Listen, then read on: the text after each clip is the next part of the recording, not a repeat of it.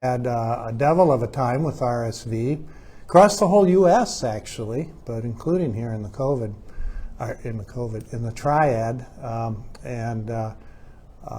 it's caused a lot of hospitalizations, particularly for children under the age of 12 to 18 months. And Brenner's Children's Hospital here in the triad has been one busy hospital, with kids with RSV. The other virus that we've been dealing with over the fall has been influenza, the flu. For the most part, it's H1N1 influenza, it has started up late September and into October, particularly in our kids.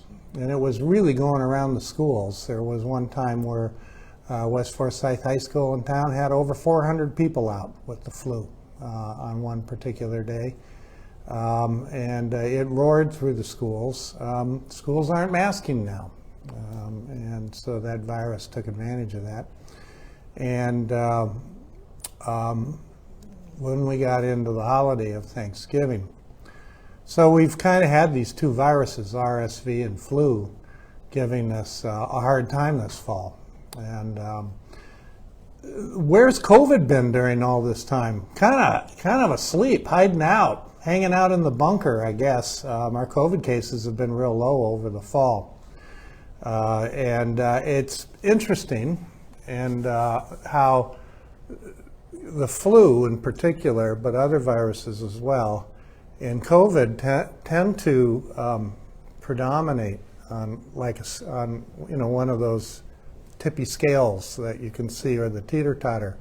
When one is up, the others are down, and then vice versa. And we've seen that now over the last 2 years. There is some speculation as to why that is, but we don't really know exactly why that happens. Now, over the last 2 to 3 weeks, we're starting to see some changes.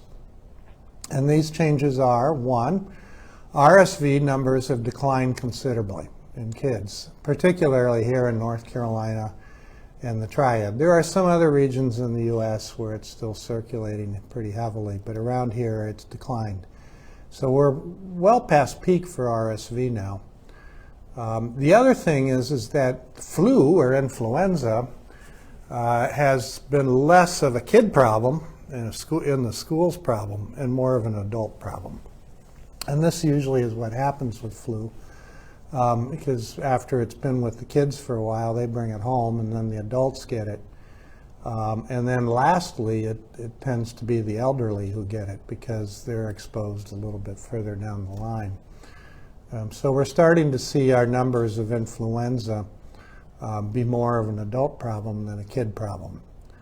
The other thing is that with influenza, and knock on wood, if I could find some, cross my fingers, throw salt over my shoulder and all that, but over the last 2 weeks, it appears that our influenza numbers in North Carolina, as well as here in the triad, have started to decline.